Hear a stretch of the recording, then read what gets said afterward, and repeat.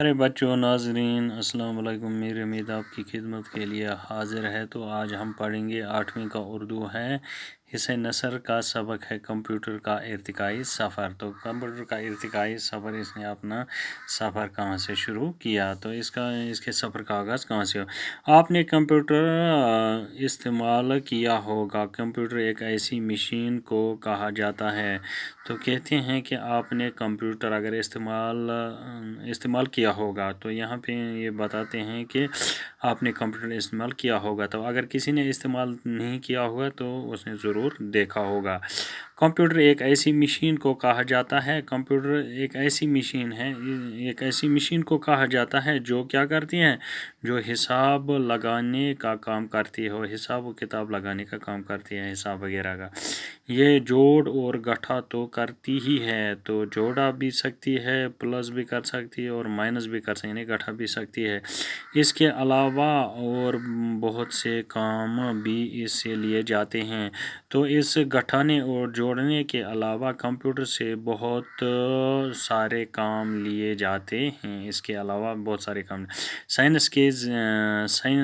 Science کے ذریعے جو نئے کمپیوٹر ایجاد ہوئے ہیں، تو سائنس کے ذریعے سے جو بھی کمپیوٹر ایجاد جو بھی بنائے گئے ہیں، وہ دراصل نئی قسم کے برقیاتی ذہن ہیں۔ تو وہ ایسے ذہن ہیں، برقیاتی ذہن ہیں۔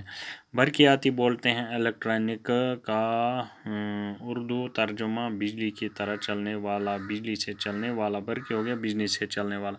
تو یہ بجلی سے چلنے والے ذہن ہیں، جس طرح انسان کا ذہن ہوتا ہے، تو اسی طرح سے اس کے سمجھے آپ بجلی سے چلنے والا ذہن۔ کمپیوٹروں سے جو کام اب لیے جا رہے ہیں، کمپیوٹروں سے اب جو کام لیے جا رہے ہیں، آج سے چند برس پہلے ان کا تصور بھی ممکن نہ تھا۔ تو آج سے پہلے چند برسوں پہلے ان کا تصور بھی ممکن نہیں تھا۔ تو ان کے بارے میں ایسا سوچا بھی نہیں جاتا تھا کہ ایسا کام کمپیوٹر کر بیٹھیں گے۔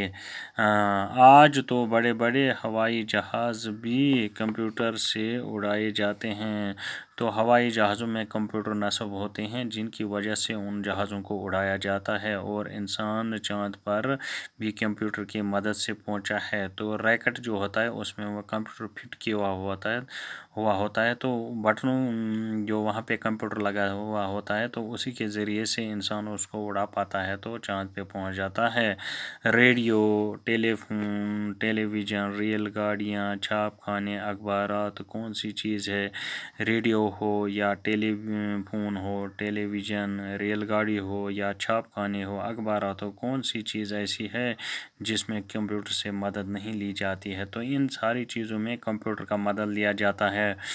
کمپیوٹر آج کی برقیاتی زندگی کا اہم ترین حصہ ہے۔ تو بجلی پہ چلنے والا یہ جو کمپیوٹر ہے، یہ زندگی کا آج ہمارے اہم ترین حصہ ہے۔